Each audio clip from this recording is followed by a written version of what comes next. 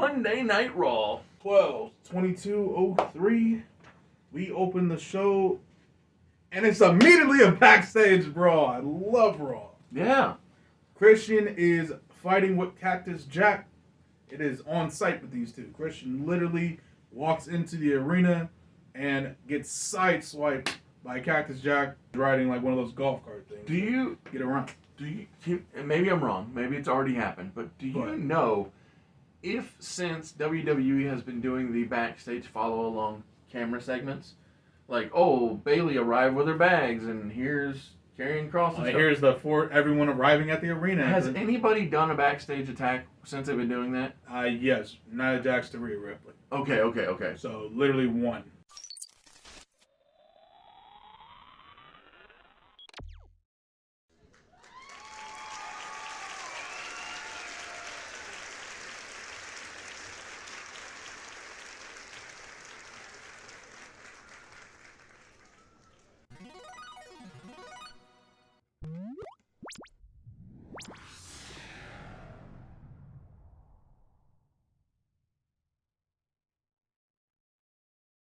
And so Mick is perfect for this with Christian because he is that chaotic element. Exactly.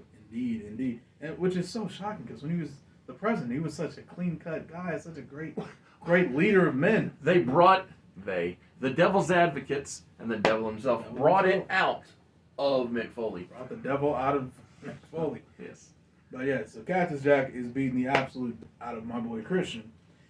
But, Christian's getting his licks back. He's fighting back as he can. He's the world champion, after all. Absolutely. It's not some scrub. Yes. But, getting hit by a golf cart kind of throws you off a little bit. That's Sammy Guevara. Yeah, I'm about to say Sammy Guevara would know better than anyone.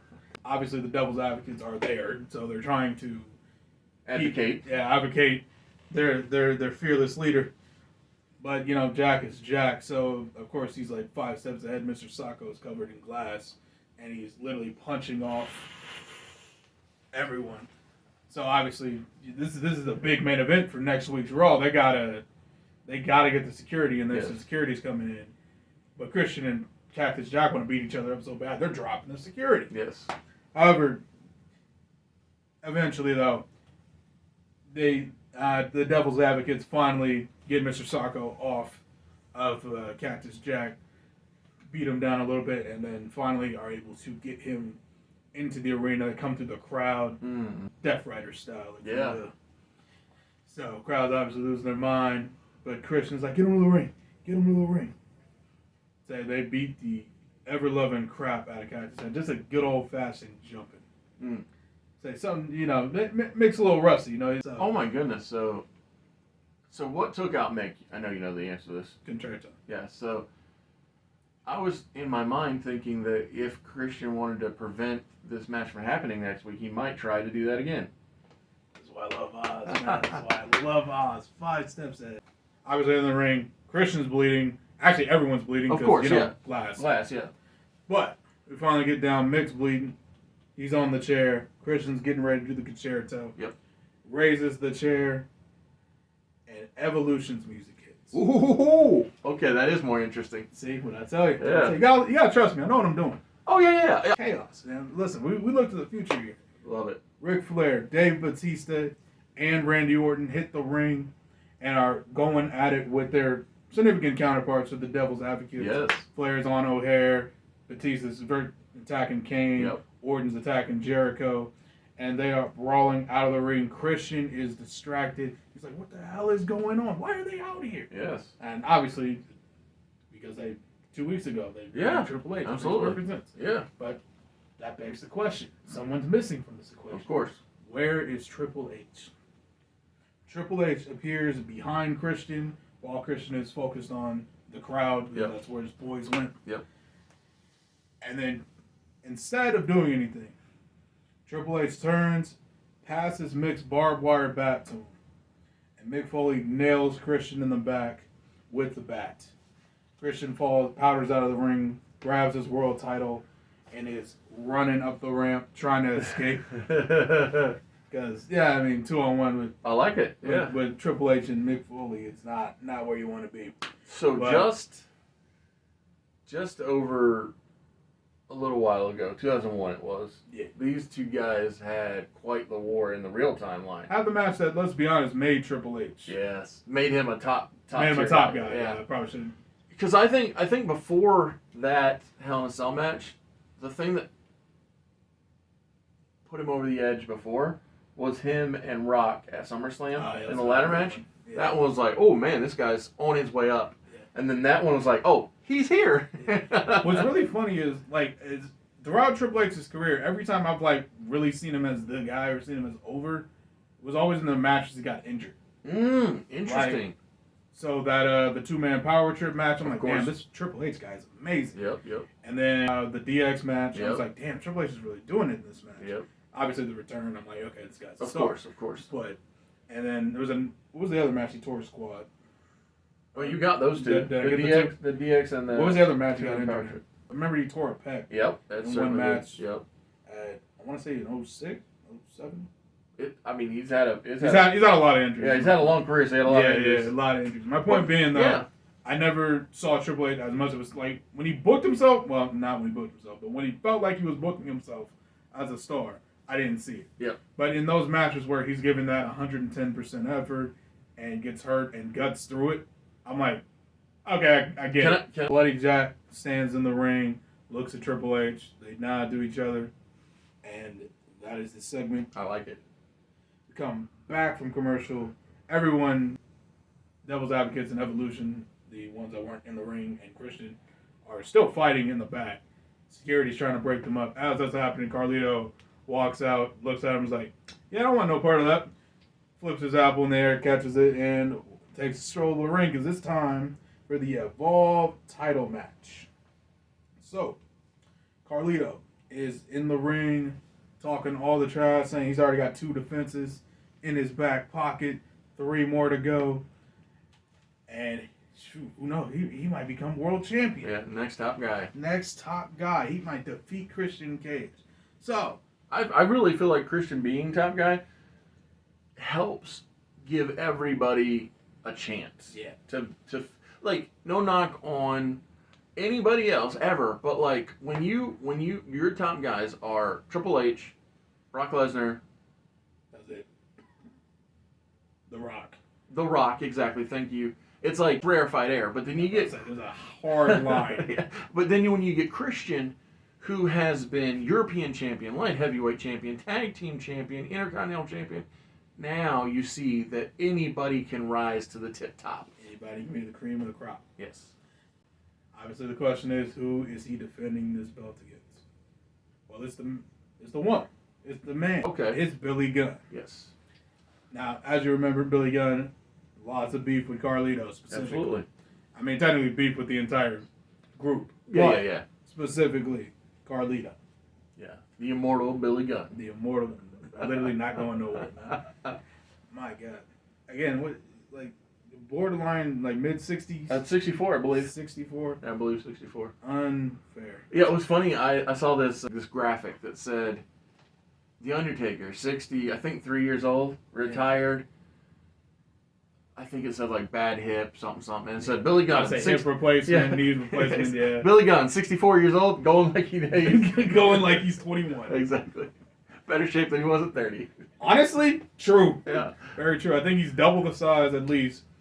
I gotta look up how much he weighs now. I'm really curious because I remember like back then he was like, he was probably 240. But, Yeah, I was thinking 235, 240. Yeah, probably 240.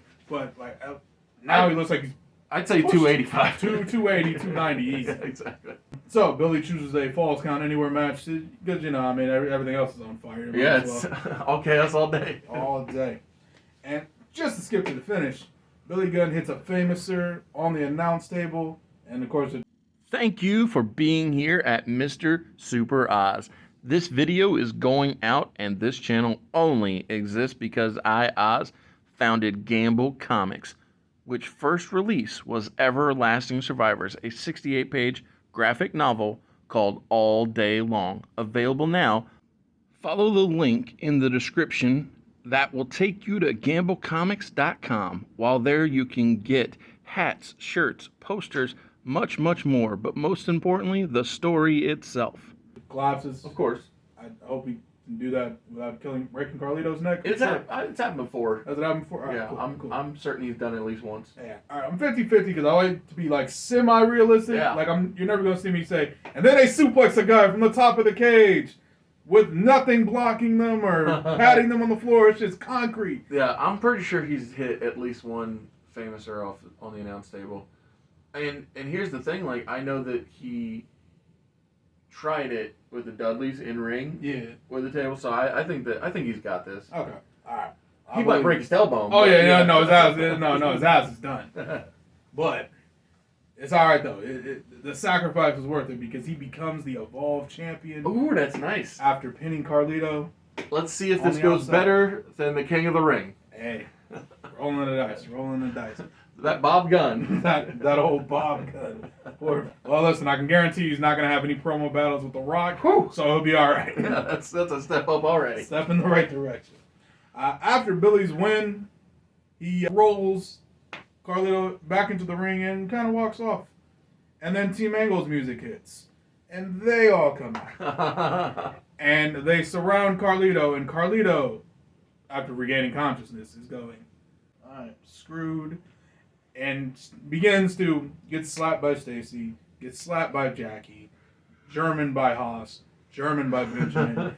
Olympic slam by Kurt probably. There you go. And then Kurt slaps on the ankle lock and starts wrenching. Obviously, Carlito is screaming in agony. Regal comes out, freaking out. He drags security out. He's like, go save him, help him. Well, and Bischoff too. He's in charge of the security. Exactly. So he's pointing. Regal's throwing people out there. Tajiri's, he's like, it sucks, but he's not gonna show like. Yeah, what am I gonna do? Yeah, I'm about to say, I'm not sacrificing myself. I'm not gonna go out there and die. I'm not stupid. And then Linda is big hossing down the ring, but Regal stops her. He doesn't want her getting involved to this degree. Yes. They are forced to watch. Angle finally releases it eventually, and then all 5 of them start dropping security.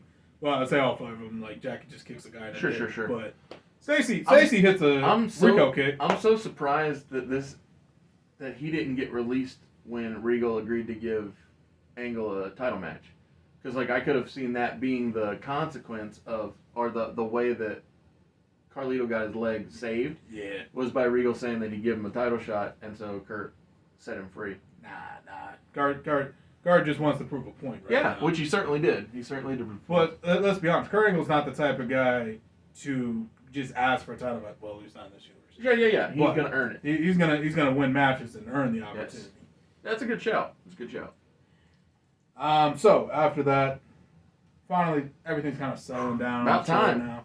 Jesus Christ. We're at least halfway through the show. Yeah, I'm about to say straight nothing but chaos. Victoria and the Black Widow Alliance come out, and unlike Kurt Angle, well, technically, she did earn the right to demand a championship opportunity. Yeah, you beat that champion. You got a chance to call. I'm about to say, literally, that's like the first 3 things they teach you in wrestling school. They teach you how to run the ropes. They teach you how to bump.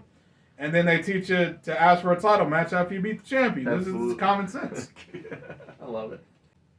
But Trish comes out, says, hold up a second. You were dead to rights. It was over. She was about to hit you with that lead assault and you were going to lose. If it wasn't for me tripping her up and taking out Molly, you would have been screwed. Yeah. If anything, I deserved the title match. I was the women's champion before Lita won. Yep. So, of course, Victoria hits her with the obvious, so you lost the belt. So you're the reason she is champion. All right, great. That's awesome. You can get back to the back of the line. Yeah, I'm about to say. Get on the back. So obviously they argue for like a couple minutes, but ends up Tori comes out. It's like, okay. We're not gonna do this. Listen, you both have valid claims after beating the women's champion. So I'll tell you what. Next week, last Raw of the year, it'll be Trish Stratus versus Victoria, #1 contenders match for the women's championship. Big fan of that. And the winner will wrestle in the main event of the first Raw of the new year. Whew. I like that. Put some stakes on it. Yeah. Some stakes on it. It's so funny. I totally assumed that the winner was going to get the shot at the Rumble. Nah. Sure, it's fine. I'm about to say. I don't know what I'm going to do for the Rumble yet. Next up, we just have the Dudley Boys wrestling Rico and a local competitor, because Rico is fishing for a win and just cannot find it. Yep. Notices the Dudley Boys are whooping the ass said local competitor.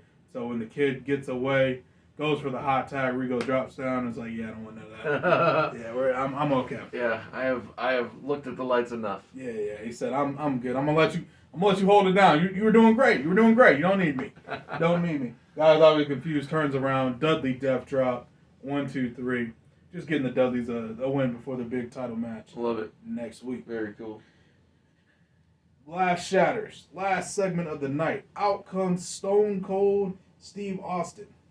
Austin acknowledges it feels like the attitude era out here. Everybody's fighting. Everyone hates each other. This is great. Yes. In fact, hold on. Let me get a beer. Catches a beer. You're going to get 2 beers. Yeah, that's a good point. Let me get a second beer. Catches a beer. Snaps them together. Gives the crowd what they want. Absolutely. And then gets down to business. He said, all right, since everyone wants to beat the crap out of each other, let's get all this hostility out before the holiday season. So it's a Christmas present to you people. Next week on Raw, last Raw of the year, we're going to have 2 big matches so that everyone can get their hate out and start the new year fresh. So, next week, it'll be Evolution, any 3 members, doesn't matter which, versus the Devil's Advocates, Jericho, Kane, and Sean O'Haire. Yep. And it'll be all of Team Angle, all 5 of them, in a 4-on-5 handicap match with the International Allied Elect Assassins. Love it. The whole group versus all of Team Angle. Everyone have a ball. I like that. That's good stuff. Indeed. And let's also tease that Christmas Day, Vince McMahon, you will pay. You will pay, exactly. Austin goes up, gets his beer, gets a second beer, gets a third beer, Exactly. Gets a 4th beer, and that's when Eric Bischoff's music hits him. Woo, I'm back. God. He's like, Eric is, of course, not happy at all. Correct. That the International Elect Assassins Yep. are being forced to wrestle a match against these psychopaths. Carlito just had his ankle almost ripped off. Yes, correct. Regal has no business, as the United States champion, no business being in this very dangerous match and really threatening his life by putting him in the ring with Kurt Angle. The IAEA are so valuable to Eric. Yes. So valuable. I understand why he's standing up for them. Yes, he really, even the Stone Cold Steve Austin. I kind of feel like I know where this is going. Oh, I really hope so, because it's been the gimmick for decades. Yes. But as Eric is pouring his heart out, Austin's like, I hear you, I understand. But here, have a beer with me. So Eric's like, I don't want to. I'm like, but you're gonna. So, of course, they toast. Eric drinks the beer. Austin drinks the beer much faster. Yes. Kicks him in the gut. Stone Cold Stunner. Then grabs 2 more beers, toasted over Eric's dead body. That is how we go off the show. Love it. Oh my goodness, that's so fun. Good rush of nostalgia. Gotta love the classics.